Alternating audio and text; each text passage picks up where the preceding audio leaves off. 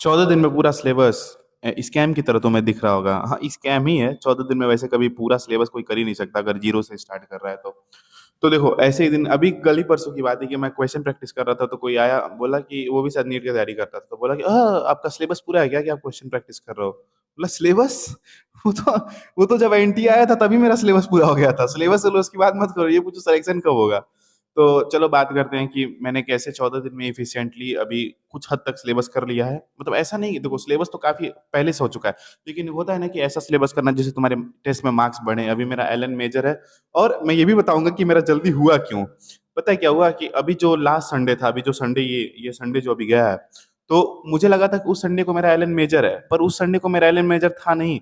तो मैं जल्दी जल्दी अपना सिलेबस कंप्लीट कर लिया कि मुझे इस टेस्ट में मार्क्स बढ़ाना है। तो पर ऐसा क्या हुआ कि उस दिन टेस्ट ही नहीं। अभी क्या हुआ कि मैं हाथ में लेके वीडियो बना रहा था, ठीक है। तो मेरा दोस्त क्या बोलता है अभी यहाँ बैठे बैठे कि ये हाथ में लेके क्यों बना रहा है, ऐसे लगा के बना। और मैं ऐसे लगाया, देखो वैसे क्या है, मैं हाथ में लेके वीडियो बना रहा हूँ, वो कहता है, बोलो एक बार। वो बोलता है कि यहाँ पे लगा लो यार, अच्छा नहीं दिख रहा है। हम कहें अच्छा ठीक है रुको। मैं बोला नहीं ऐसे अच्छा लगता है। बोलता नहीं नहीं, एक बार लगाओ ना। तो मैंने क्या किया, ऐसे लिया इसको और ऐसे लगाया, और ये बहुत प्रोफेशनल दिख रहा है, ये बहुत प्रोफेशनल दिख रहा है साले। हाँ, तो ये कह रहा था कि अभी 7 तारीख को जो जो अभी ये संडे को मेरा मेजर था, तो मुझे लगा कि इस संडे को मेरा मेजर है, तो मैंने जल्दी जल्दी अपना सिलेबस कंप्लीट कर लिया। और मेरा इनऑर्गेनिक में मेरा कुछ नहीं हुआ, तो मैंने इनऑर्गेनिक एकदम जल्दी जल्दी पढ़ी, तो सोचा कि इस टेस्ट में कम से कम मार्क्स तो मेरे बढ़ जाएं। तो उसके चक्कर में मेरा और जल्दी सिलेबस पूरा हो गया। तो चलो बात करते हैं कि मैंने किस तरीके से एक अच्छा एफिशिएंट, मतलब ये नहीं कह रहा, देखो तुमको सब चीज नहीं पढ़ना है, पर ये वो चीज पढ़ना है जिससे तुम्हारा मार्क्स बढ़ जाए।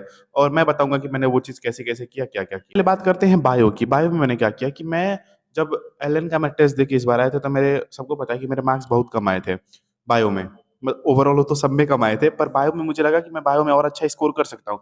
पर बायो में मेरे कम मार्क्स आए थे, तो मैंने क्या किया कि मैं पहले सोचा कि मैं पूरा बायो पढूं, फिर से हर एक चैप्टर जो आ रहा है वो भी पढूं, जो नहीं आ रहा वो भी पढूं। पर मैंने एक चीज की इस बार कि मैंने पेपर उठाया एलन का, फिर वहां से देखा कि मेरे कौन कौन से टॉपिक गलत है, मतलब कि मेरे कौन कौन से चैप्टर के क्वेश्चन ज्यादा गलत हो रहे हैं, और ऐसा लग रहा है कि ये मैं पढ़ लेता तो मेरा सही हो जाता। तो वो जानने के लिए तुम्हें क्या करना पड़ेगा, पहले तुम्हें 4-5 बायो के फुल सिलेबस टेस्ट देने पड़ेंगे। मैंने भी यही किया। मैंने भी बायो के 4-5 बायो के फुल सिलेबस, अरे एलन का पहन के कोई जा रहा है, बायो का तुम्हें 3-4 या 5 फुल सिलेबस टेस्ट देना है। वहां से जब 4-5 फुल सिलेबस में तुम्हें लगेगा कि तुम्हें 5-6 चैप्टर या उससे भी ज्यादा चैप्टर तुम्हें ऐसे मिलेंगे कि तुम वो पढ़ लेते तो तुम्हारा सही हो जाता, चाहे वो पढ़ लेते तो तुम और अच्छे से क्वेश्चन कर पाते, चाहे वो पढ़ लेते तो तुम अटेम्प्ट कर पाते।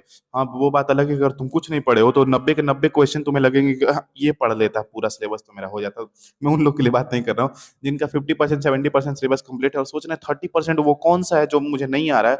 तो तुम वहां से क्या करोगे, 4-5 फुल सिलेबस दो और वहां से तुम्हें टॉपिक लिखो, टॉपिक नहीं चैप्टर लिखो कि कौन कौन सा चैप्टर है। तो मेरा क्या था, जैसे एनिमल किंगडम हो गया, फ्रॉग हो गया, मॉर्फोलॉजी हो गई, प्रिंसिपल ऑफ इनहेरिटेंस हो गया, मॉलिक्यूलर बेसिस हो गया, एक्सक्रीशन रिप्रोडक्शन, ये सब ऐसे चैप्टर जैसे मेरा क्वेश्चन बार बार गलत हो रहा था और वैसा लग रहा था कि मैं पढ़ लूंगा तो मेरा और अच्छे से हो जाएगा। तो मैंने क्या किया कि मैंने चैप्टर लिखा, मैंने गिन के 15 चैप्टर लिखे थे, उसे मैंने अच्छे से किया।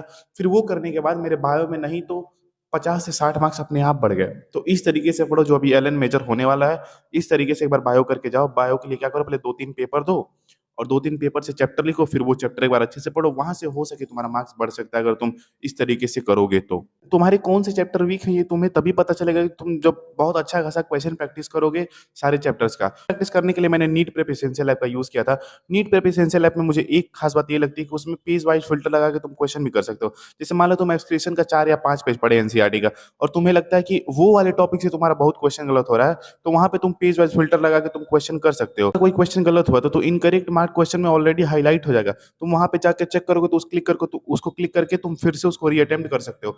और तुमको कोई क्वेश्चन बहुत इंपॉर्टेंट लग रहा है, तुम उसको बुक मार्क कर सकते हो, तो बुक मार्क वाले सेक्शन में जाकर तुम उसको फिर से देख सकते हो। बेस्ट पार्ट इसका ये है कि तुमको उसके सॉल्यूशन के लिए तुमको इधर उधर भटकना नहीं पड़ेगा, गूगल पे चाहे कहीं पे तुम्हें सर्च नहीं करना पड़ेगा, वीडियो सॉल्यूशन उसी ऐप में तुमको वहीं पे मिल जाएगा। और जो पहले 1000 स्टूडेंट अभी से एनरोल करेंगे उनको बहुत सारे सब कोर्स फ्री में मिलेंगे, जैसे हार्डेस्ट क्वेश्चन सब कोर्स, उसमें बहुत अच्छे अच्छे क्वेश्चन होते हैं नीट लेवल के, जिसमें तुमको पीवाईक्यू मार्क एनसीईआरटी में मिलेगा कि एनसीईआरटी एनसीईआरटी में ही पूरे पीवाईक्यू मार्क्ड होंगे। इस वाइज फ्लैश कार्ड भी मिलेंगे जिससे तुम क्विक रिवीजन कर सकते हो बायो का, चाहे किसी भी सब्जेक्ट का। तो इस ऐप की मुझे सबसे बेस्ट चीज लगती है, जो मैं डेली मैं खुद उसको यूज करता हूँ, जो है कस्टम टेस्ट जनरेटर।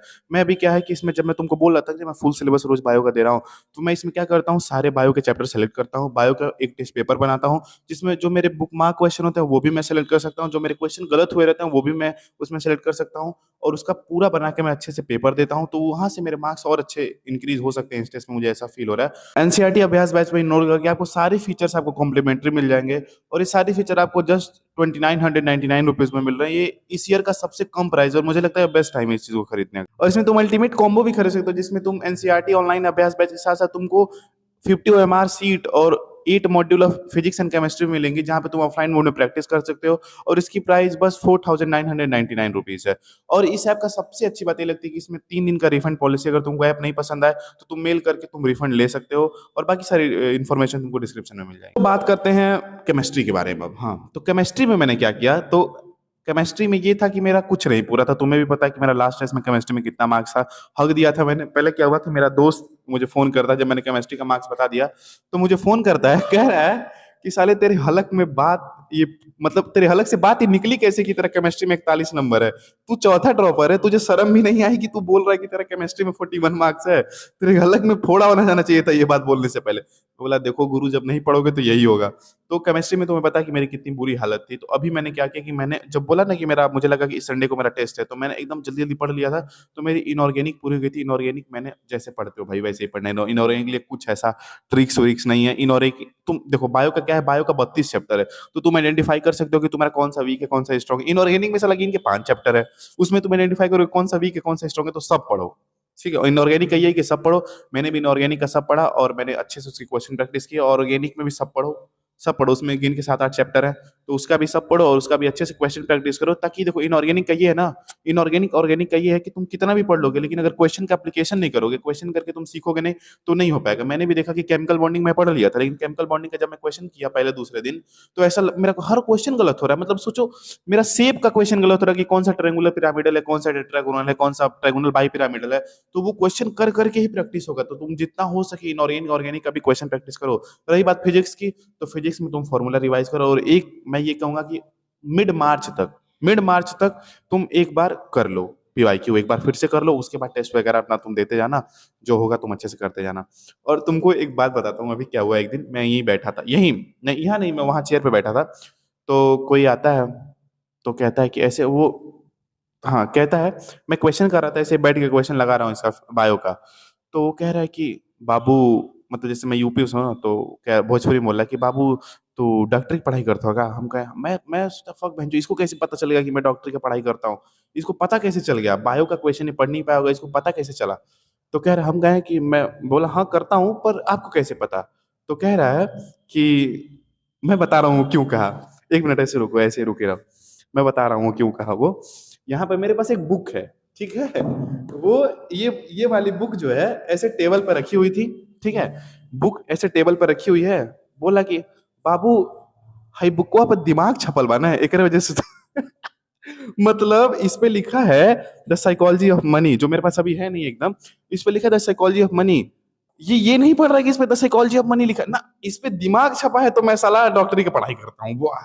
फिर हमसे कह रहा है, बाबू कौन सी चीज का डॉक्टर बनवा। एक तो मुझे वो वाले लोग इतने चूते लगते हैं जिनको समझाना पड़ता है, एक एमबीबीएस होता है जो बेसिक कोर्स होता है, बेसिक कोर्स के बाद पीजी की डिग्री होती है, उसमें लोग डिसाइड करते हैं कि तू किस चीज के डॉक्टर बनोगे। अच्छा बाबू, तू किकर डॉक्टर बनूंगा, बाबू तू दिमागी डॉक्टर बनूंगा, नहीं मैं भैंस का डॉक्टर बनूंगा। हाँ, दिमाग खराब कर देते हैं यार ऐसे ऐसे लोग। मतलब सोचो, ये दिमाग अगर देख लिया तो बोला कि मैं डॉक्टरी की पढ़ाई करता। अच्छा, वो इस पे कुछ और नहीं छपाता, नहीं तो कुछ और ही समझ लेता मैं क्या कर रहा हूँ।